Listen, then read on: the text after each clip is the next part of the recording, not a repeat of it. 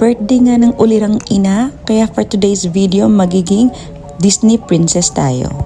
Pero dahil char lang yun, dahil may mga babies ako, kailangan kong gumising.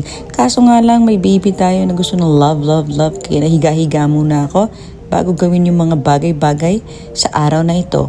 Pero iihi muna yung nanay niya, kaya nagantay muna yung bebe boy. At pagbalik ko nga ay naglaro muna kami ng batang ito at nag-kiss and hug. Kaso sabi ng baby, I want kiss. And sabi ko naman, give me hug. Kasi ang sarap ng hug ng baby na boy na ito. At sobrang kulit namin nagising na si Maxine. Happy birthday! Oh, ang sweet naman. At dahil gising na kaming lahat, it's time to clean everything. Ito yung daily grind ko. Pero minsan, tamad-tamad tayo, pero maglilinis pa din tayo. Ayan, at malinis na nga yung bahay natin at magluluto na tayo ng breakfast. At para makakain na din dahil madami pa tayong gagawin today. And dahil may birthday ako, dahil it's my birthday, I have a cake here. At kakain na nga kami. At after ko nga kumain, gumawa na ako ng overnight oats. May protein na din to every morning kasi ito yung breakfast ko and snacks na din namin ni Jowa. 4 AM umaalis na si Papa at umiinom na din kami ng protein shake sa umaga. Ito yung ganap ko everyday pag wala si Papa. After nga kumain, maliligo ni mga bata at maglalaro. Tapos pag inaantok na si Marcos, matutulog na din siya. At ito na nga at nakatulog na yung baby boy at si ate. Tatablet lang siya dyan. At this moment, pwede na akong tumakas para mag-prepare for gym. At tara, samahan ninyo ako sa gym. Yung mga bata pala safe here. May mga tao dito sa labas ng bahay namin. Tapos may camera din ako para nakikita ko yung mga bata. At ito na nga, nasa gym na tayo. Kaya let's go grind. Glutes and hamstring tayo for today's video. And here's the results sa mga pinaggagawa ko sa gym.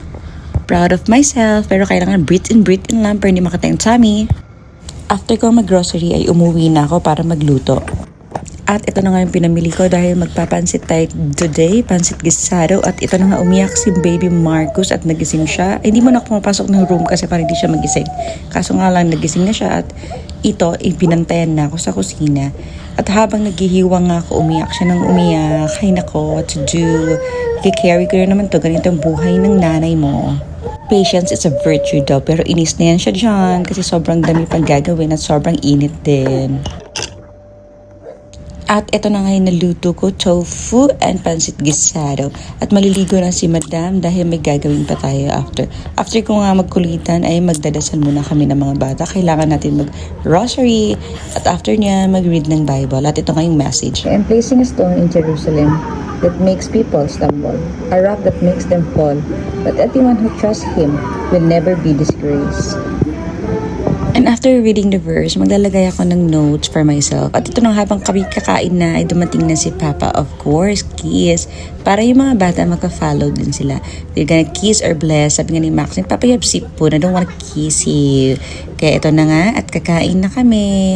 At hindi alam ni Papa na may video kami kanina pa. Si Maxine nag-transfer, pero tawa kami ng tawa kasi hindi alam ng Papa niya. At ito nga, kakain na kami. Enjoy eating with us. And after nga namin kumain, makapagugas na ako ng plato. At eto na nga, it's time for hilot time.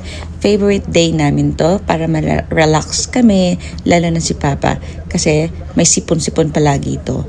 At favorite din to ni Maxine, lalo na pag mainit yung nilalagay ko sa likod niya. And after nga ng lahat, si Marcos, it's time to bath and change siya sa damit niya. A sweet little boy at masasleep na din kami. Good night. Thank you for watching.